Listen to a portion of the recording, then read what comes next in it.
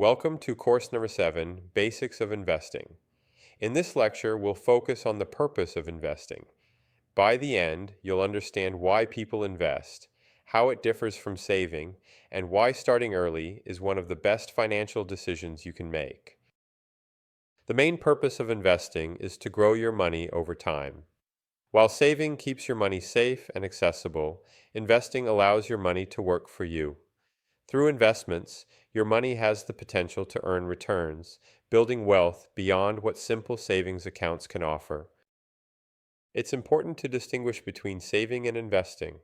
Saving is about security and accessibility, like keeping money in a savings account for emergencies. Investing is about growth and long-term goals, such as buying a house, funding education, or retirement. Both are important, but investing is what helps your money grow significantly over time. One major purpose of investing is to protect your money from inflation. Inflation means prices rise over time, reducing the value of your money if it just sits in a savings account. Investing in assets that grow faster than inflation, like stocks or bonds, helps you maintain and increase your purchasing power. Investing is also essential for reaching long-term financial goals. Whether it's saving for graduate school, buying a home, or retiring comfortably, investments grow over years and decades. For students, even small investments today can have a big impact decades from now. Compound growth is one of the biggest reasons to invest. This means earning returns not just on your original money, but also on the returns your money has already earned. Over time, compounding accelerates growth. The earlier you start, the more powerful compounding becomes. Let's look at an example. Suppose you invest $1,000 at an average annual return of 7%. In 10 years, that $1,000 grows to nearly $2,000. In 30 years, it grows to over $7,600. The longer you stay invested, the greater the effect of compounding. This shows why starting early matters so much. Another purpose of investing is to take on some level of risk in exchange for the potential of higher returns.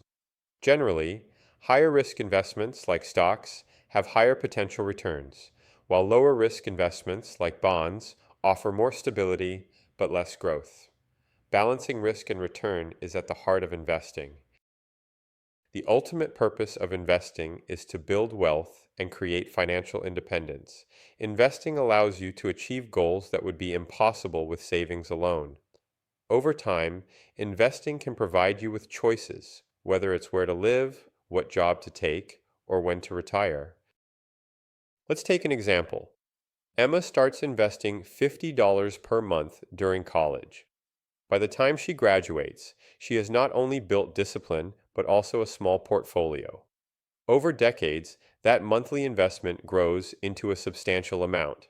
Starting early with small amounts shows how investing builds wealth over time. To summarize, the purpose of investing is to grow your money, beat inflation, reach long-term goals, and build wealth through compound growth. Saving protects you today, but investing prepares you for tomorrow. Start small, stay consistent, and let time and compounding work in your favor. This concludes our discussion about the purpose of investing. In the next lesson, we will learn about the stocks, bonds, mutual funds, and ETFs. See you then.